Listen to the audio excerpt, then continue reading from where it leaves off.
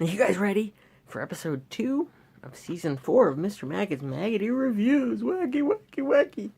What are we gonna do today? We are gonna do Sledgehammer from 1983, the classic shot-on-video slasher film, supernatural slasher film, directed by David A. Pryor, starring Ted Pryor. Let's get into this indie horror film creative.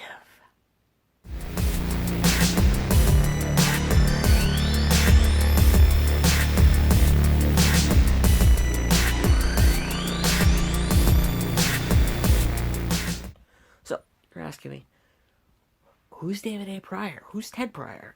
What is Sledgehammer? Sledgehammer. Yes, this is one of the first shot on video movies, horror movies. I always get this confused. I always say, because I'm not well informed, and I should be, because I got a lot of useless knowledge up in this panda. And let me tell you, I always get this confused. I say, was it Blood Cult that was the first shot on video horror film for the home video market? Or was it Sledgehammer? Actually, I'm fucking wrong. It was Boarding House from 82. Yeah, so that precedes this by a year, and it precedes Blood Cult by 3 years. So Sledgehammer, yes.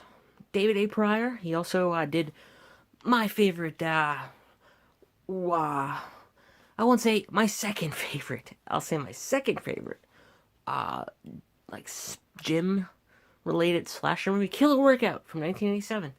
I love Killer Workout. Love Killer Workout. And his brother is Ted Pryor. He's pretty much the most muscliest, beefiest, most handsome motherfucker you'll ever see in your entire life. He puts him in most of his movies. I've never seen a sibling more proud of his brother's muscles as David A. Pryor is for Ted Pryor. Because, man, if that guy can't keep a shirt on to save his life. They also did Deadly Prey and Deadliest Prey. Those are action movies. I've never seen a brother say, take your shirt off so much. I wonder how much that must have got David A. Pryor laid. Just being like, look at my brother's muscles. Everybody just look at those muscles. Imagine that, because if I put pictures or videos in this, it's going to say, oh, you don't own that stuff. You can't put it in there. And I don't want to do that to indie horror film creative. Yeah, unless I ask. I'm not going to go, hey, David A. Pryor, Can I show your brother's muscles in this review? And it'd be like, who the fuck are you? And why? What the fuck is wrong with you? What drugs make you put a panda hat on and a fucking flamingo shirt? But you know what? I can afford the flamingo shirt because of the budget from indie horror film creative. I don't have to wear suit jackets that don't fit anymore, you know? I can be relaxed. See, this is party time. Right here. It's party time. Inside. So anyways, this movie is about a woman who takes her son all the way up in the mountains in a cabin house. They fucking love this house. Let me tell you, the establishing shots on this house, they're just like, look at this fucking house. And they show the establishing shot of the house for so long. It burns into your mind, and you're like, that looks like a nice house. I want a vacation there. But this is Sledgehammer Killer. He kills the mother who's going there to get away from her husband to meet her lover. So the cheating mother and her lover are killed very gorily. Let me tell you, the gore in this film is on point. It is mushy and gushy and all up in there. And they're killed by a mysterious person with a sledgehammer that just bashes the fuck out of them. It is described in a ghost story told by Ted Pryor's character, Chuck. This is told in a ghost story how they were smashed to mush, pretty much, and broken bones and all that shit, like Cannibal Corpse song.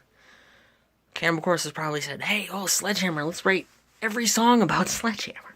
And so was Peter Gabriel. Anyways, so they go to this cabin. They're teenagers. So 10 years later, when they're 18 years old, they go to this cabin and just hang out and have food fights. Just endless food fights and tell ghost stories. And hide nudity. They show one boob in this movie. Everything else is very carefully placed blankets. There's a sex scene. There is a guy in this who looks like a 50-year-old Daryl Hall from Hall & Oates. And he's a virgin, I think. I think he's a virgin. Because he has sex in the most awkward way, and he's, like, drinking. And he's trying to avoid sex with the girl. And then when they have sex, he's just, like, laying on top of her, and they're not moving. And it just seems so fun. It's so fun. That's how I want it. I want to go back in time and lose my virginity just by laying on top of somebody. You know? Also, let me tell you something real quick. Come here. There's a lot of scenes in this movie. You won't believe this. But there's a lot of scenes in this movie that are in slow motion. See, you think I just did that with my editing program? I didn't. I was in SledgeHammer vision. But it's in slow motion to pad out the runtime. But if you fast forward it, you can actually watch the movie at a normal speed. You know? There's door handles in slow motion, turning. There's locking in slow motion. There's very happy music playing, like soap opera music, playing over slow motion. Let me tell you, they've earned that hour and 24 minutes. Yep, smart thinking. No one's gonna know that they padded out the runtime. But anyways, saying that, and the fact that there's only a couple bad actors in this movie, and that's just gold to me. That means good actors. Bad actors means good actors to me, because I'm Mr. Maggot, and that's what I'm talking about. Yeah, shit's gold. But anyways, it's actually got lighting. They actually put effort into the shot on video horror movie, and that just adds. That's just a little gold wrapped candy bar for me. I'm like, nom nom. And with good gore and big dudes. There's another dude. I think his name is John in the movie. I think his real name is John. Research. Yeah, lots of research. I looked. My brain said, fuck it. This nothing. Look at this fucker. He's drunk. I'm not. He's drunk. He's just drunk and he just latches onto my head and grabs it and just tries to suck my fucking brain out. But anyways, yeah, there's actually effort put in this. So this is an actually awesome movie. I'm saying that unironically. And not from a bad movie standpoint. This is an awesome movie. Yes. Very supernatural killer. Comes in and out like a fucking... like, a Fulci zombie. No rules. There's no rules in SledgeHammer. In slow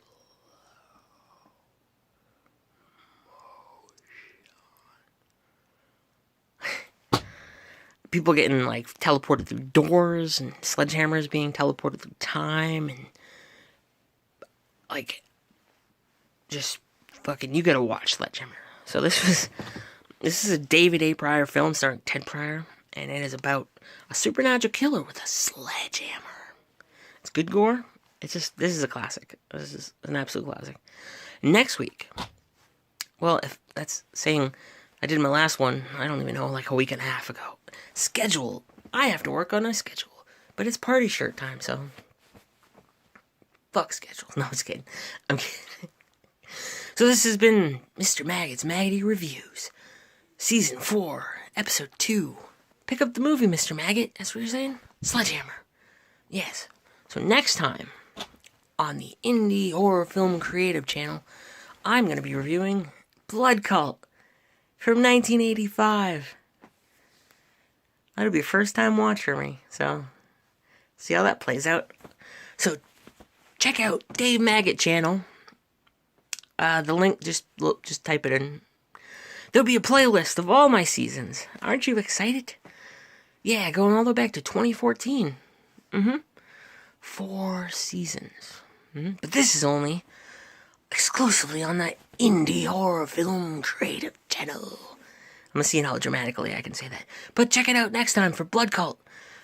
See you guys later. Like, comment, subscribe down below. There's a lot of cool interviews on here and a lot of cool unboxings and reviews. And you'll see Matt Fisher opening like every single Ibon Press comic book. Did you see that? See that? He almost got every single one of them. And all I have is Gates of Hell issue 1. I gotta catch up. So yeah, I'll check you guys later. Bye.